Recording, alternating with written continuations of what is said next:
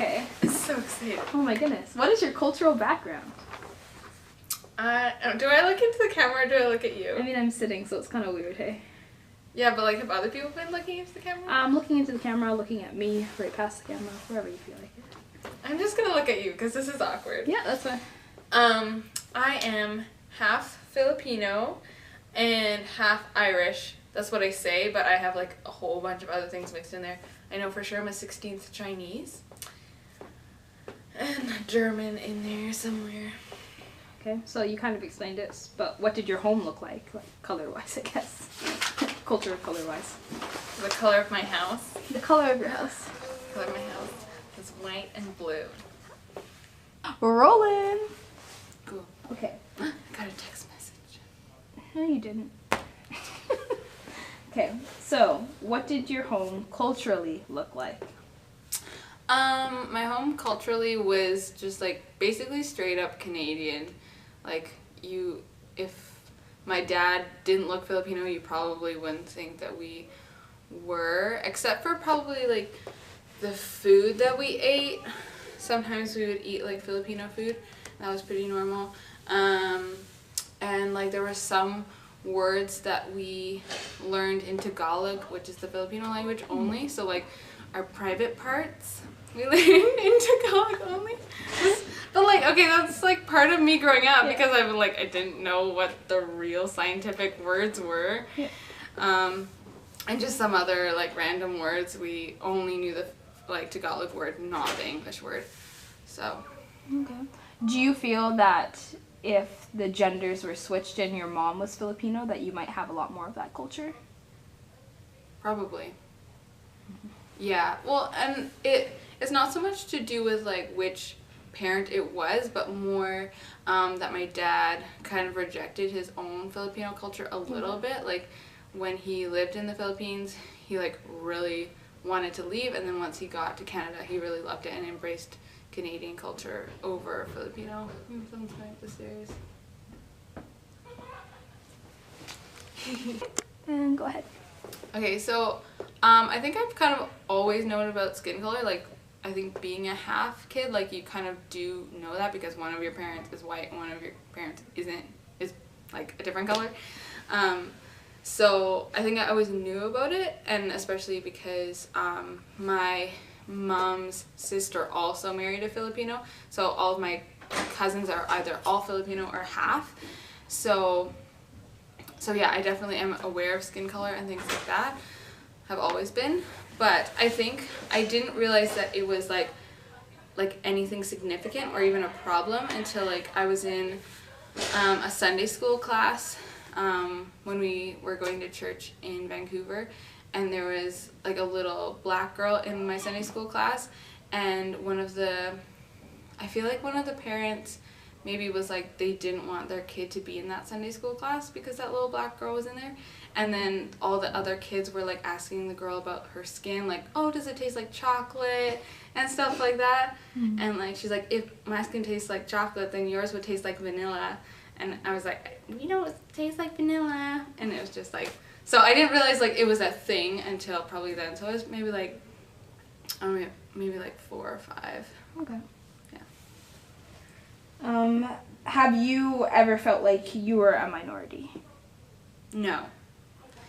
And I almost feel like it sounds silly, but I almost feel like I'm missing out because I don't feel like a minority. I'm missing out on a struggle or a way to bond with my Filipino side because I don't visibly look like a minority. And I kind of get written off as being like just white because I don't look like my other half. As a teen, or even now, with some of my own Filipino friends, I've noticed, or half friends, that they have tried to alter themselves to look more Asian. Would you say that you have done that before, or had the idea, or just thought of it? Well, even like before filming this, I was like, oh, should I get my glasses because my glasses make me look more Asian? Mm-hmm. And so sometimes I do want to look more Asian, but then also I've like dyed the ends of my hair blonde, so, and people are like, that just made you look straight up white. So I haven't ever tried to look more Asian, and I'm not really into like kind of, I don't know what is called, like the weeaboos, like the kind of like the people who are really into Asian culture, like manga and whatever, like that sort of thing. So I've never been into that. So I've never dressed that way. I've never kind of like tried to like tan to make myself look more Filipino. So no, I haven't. But except for the glasses thing. But I wish that I looked more Asian. Definitely. Wish I could tan, not just burn. Awesome.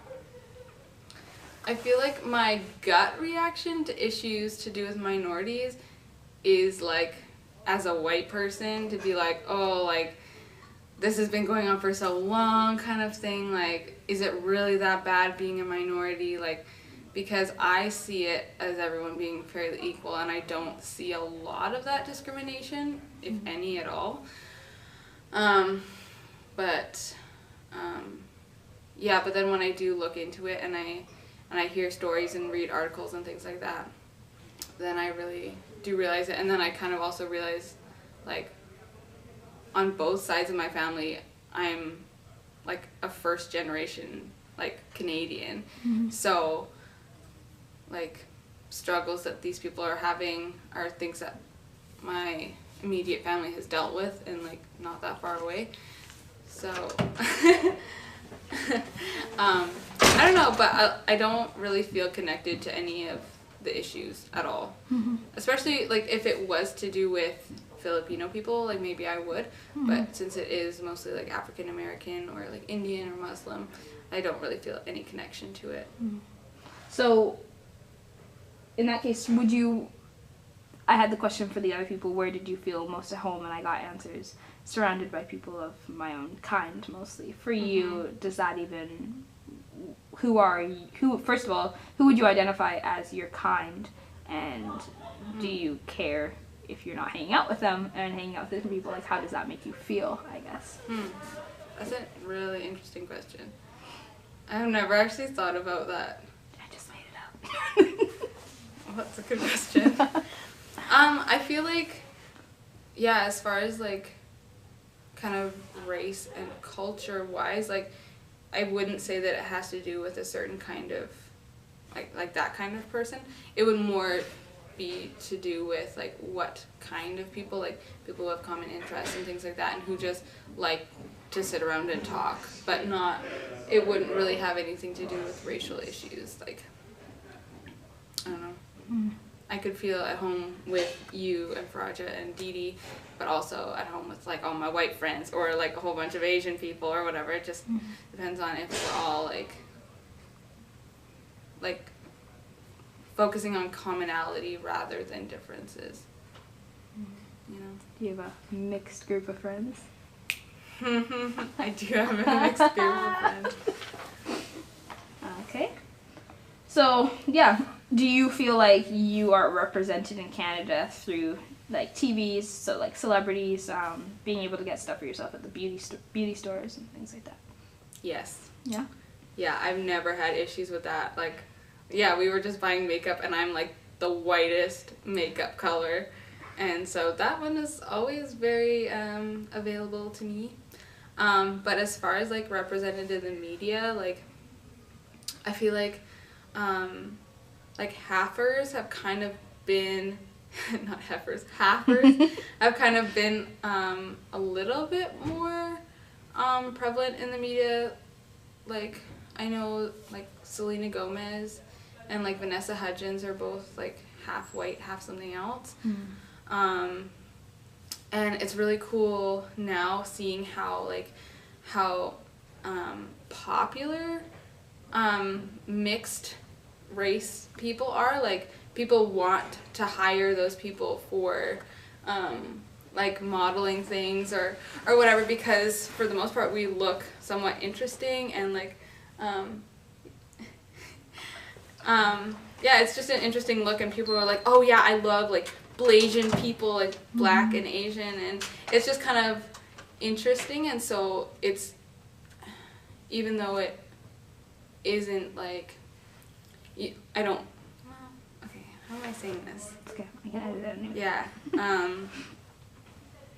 I don't know, it's... You like the diversity that Yeah, you I like see? the diversity, and when you see someone who is half and half, like, people are interested and think that they're beautiful and cool and, like, more interesting than if you're just black or just white or whatever like that. So there's kind of intrigue around that.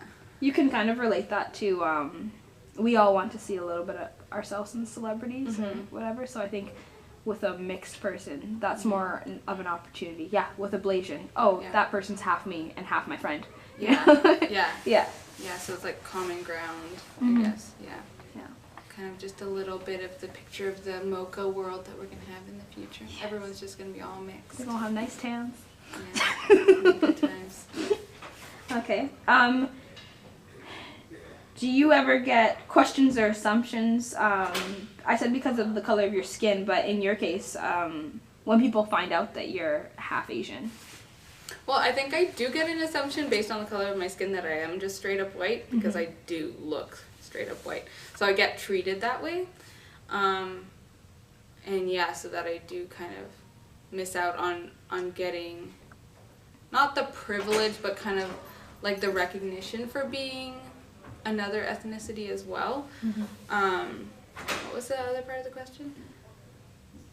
Assumptions because of the color of your skin. What was the last part?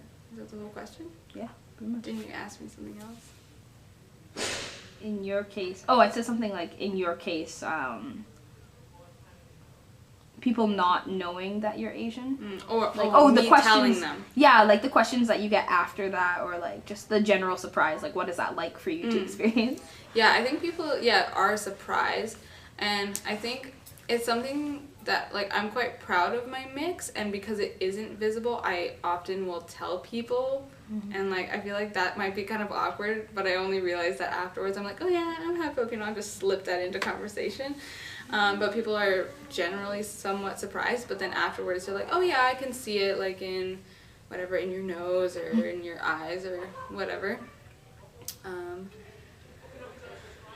But the kind of questions, like, people will always ask, like, what is your mix, and, like, which parent is which, and how did they meet, and things like that. Yeah. The weird thing is they always assume that it's my mom that's Filipino. Like, always. Yeah, I think, because that's pretty common. It's more common, Yeah. for sure. Yeah. Okay. Again, you don't have to answer this question directly about yourself, but about just minorities in general, I guess. Or these next set of questions. I asked the other people, do you worry people find you less attractive because of the color of your skin? So to alter that to you, I guess it would be when they find out that you're half, because unfortunately that is something that people think sometimes.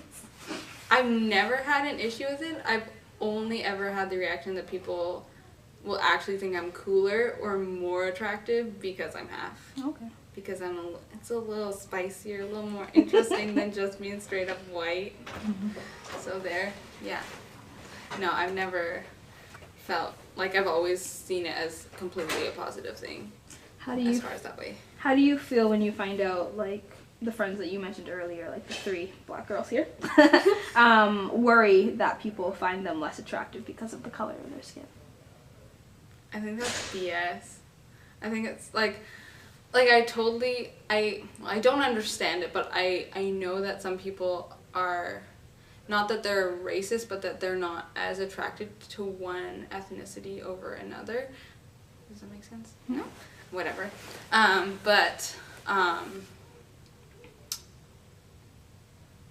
I think, like, even if you're not attracted to that race or, like, that skin color or whatever, I think you can still appreciate that they're good looking, and, like, just like with anyone, like, not all white people are good looking, not all Asian people are good looking, but, like, there are people within that race that are extremely good looking, and you should be able to appreciate that and acknowledge that, because God does good work.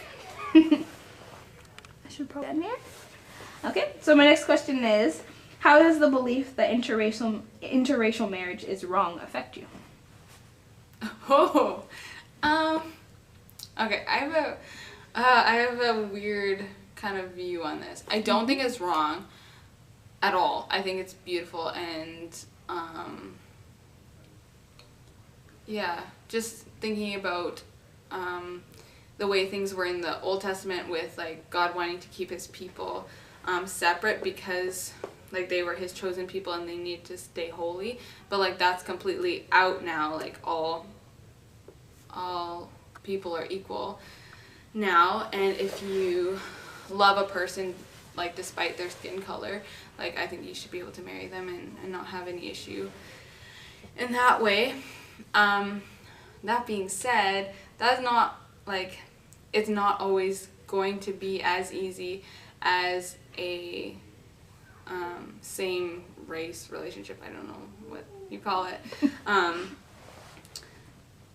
I can't think of a interracial marriage that I know personally that hasn't ended in separation or divorce. My parents are separated. One of my best friends growing up, she's Chinese and Irish, and her parents are divorced. Yeah, just so many people. Yeah, all the mixed kids that I know, their parents aren't together anymore.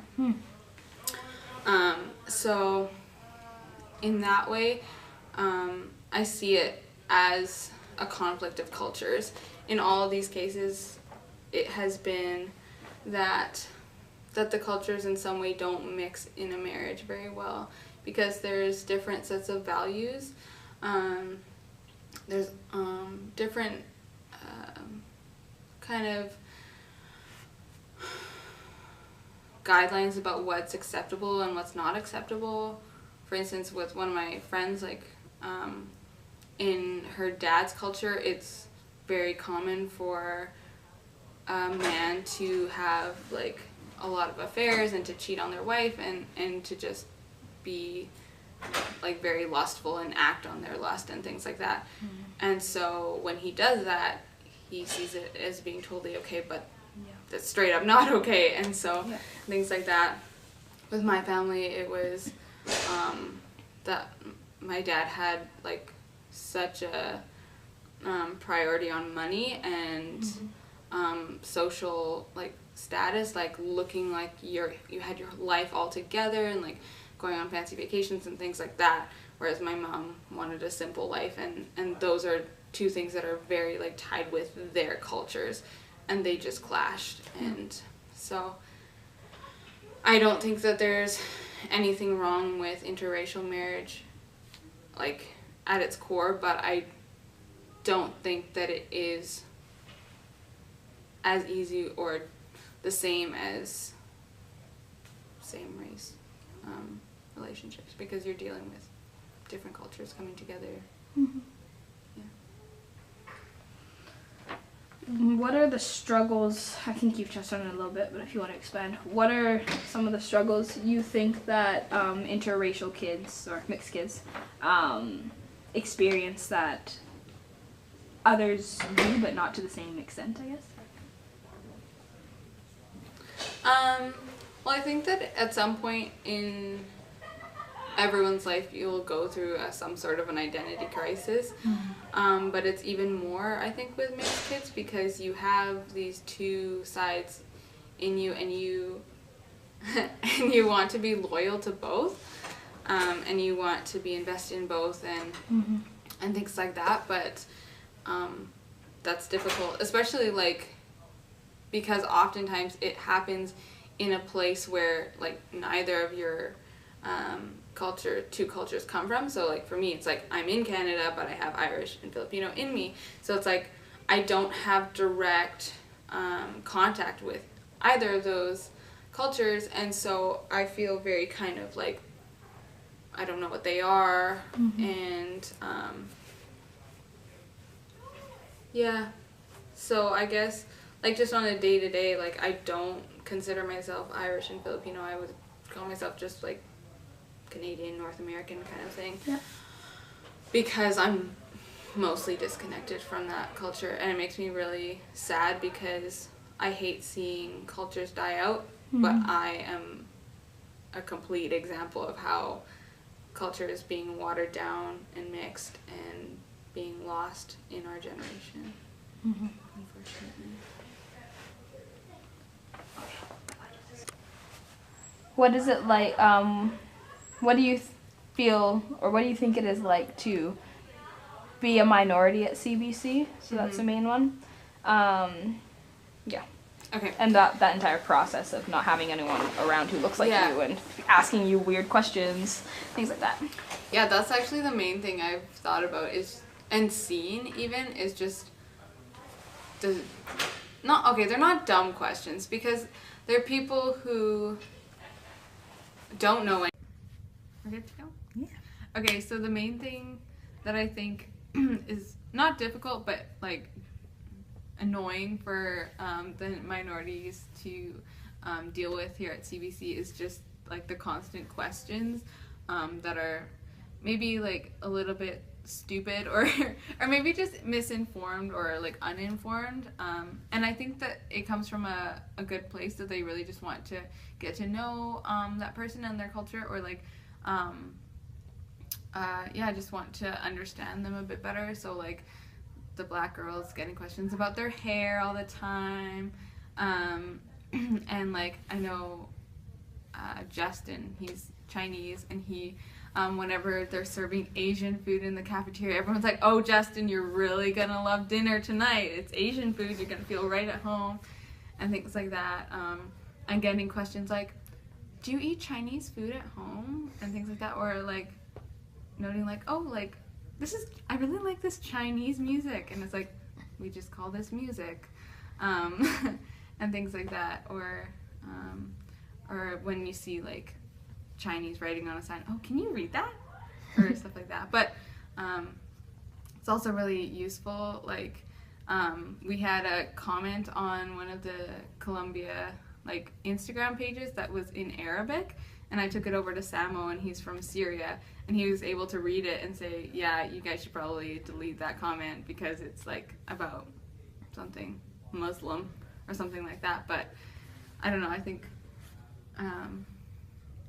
in some way, like, I think for the most part it comes out of a place of wanting to get to know them, but it can come across as or not come across as, but it can make the minorities feel like they are very different, and I know that that's not the intention. It is more just to almost make them feel included and for there to be bridges built between, but I'm sure that it can make them feel like the other. That's all I have to say. Nice. Go ahead. I am more than the color of my skin.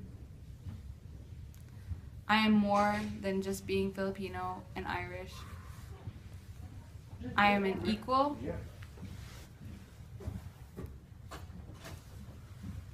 I am strong. I am beautiful. I belong. Yay.